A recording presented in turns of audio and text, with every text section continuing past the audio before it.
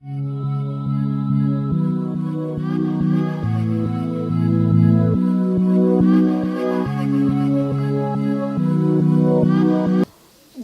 dans cette revue de presse dont voici la sélection. Forum des As, 7sur7.cd, mediacongo.net et RFI. Ouvrons cette revue de presse avec Forum des As qui titre à sa une. La majorité appelle les nouvelles autorités à répliquer aux sanctions imposées par les États-Unis à quelques personnalités congolaises. Face aux manigances perverses et cyniques des ennemis de la République démocratique du Congo dans l'objectif d'asservir le peuple congolais. La majorité attend des autorités nationales et tous les patriotes une réplique vive et appropriée afin de ne pas porter atteinte à la dignité de tout peuple. Lit-on dans la déclaration de la majorité parvenue hier, mercredi 27 février à Forum des As, est signé par ce porte-parole André Alain Atundu. La majorité appelle les acteurs politiques et les populations congolaises à demeurer unis et forts afin de relever tous les défis liés à l'indépendance et à la souveraineté du pays. Pour elle, de telles sanctions ciblées contre certaines personnalités congolaises, plus en raison de leurs fonctions dans l'État que de fautes commises dans l'exercice de leurs fonctions. Rappelle avengeusement l'essence des combats de sacrifice de nos héros nationaux Patrice Emery Lumumba et Mosé Laurent Désiré Kabila. Les États-Unis ont pris de mesures restrictions des visas contre des personnalités congolaises. Selon le département d'État américain, ce haut responsable congolais serait impliqué dans la corruption liée au processus électoral et grave violation des droits de l'homme.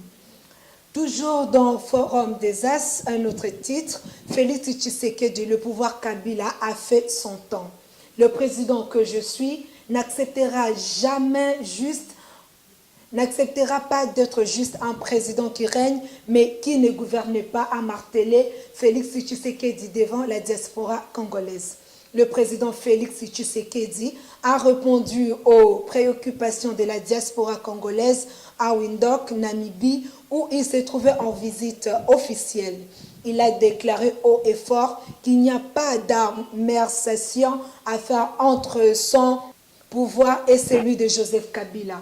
Pour lui, le pouvoir de Joseph Kabila a fait son temps. Je ne comprends pas du tout cette invitation à me démarquer du pouvoir de Kabila.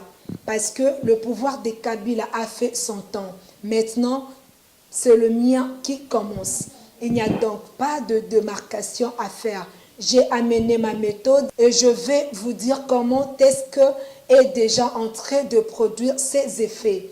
A tempêté Félix Tshisekedi devant un parterre des Congolais et de la diaspora. Évoquant le changement intervenu entre-temps, le chef de l'État a évoqué de prime abord les cas de la radio-télévision nationale congolaise RTNC. Depuis que je été élu, j'ai commencé à servir les agents de force et de l'ordre qui violent le droit des citoyens.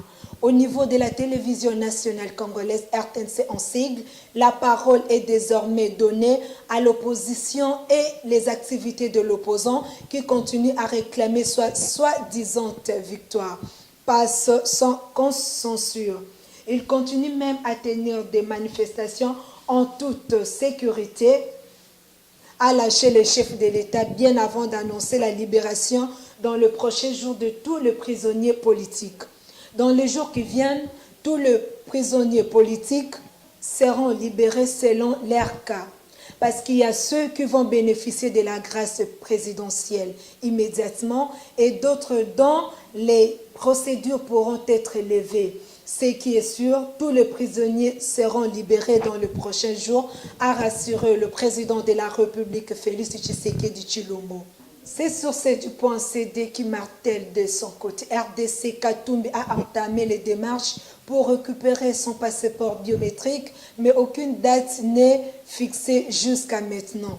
L'opposant congolais Moïse Katumbi Tchapwe, membre de la coalition Lamuka et président de la plateforme électorale Ensemble pour le changement, a entamé les démarches administratives pour regagner la République démocratique du Congo.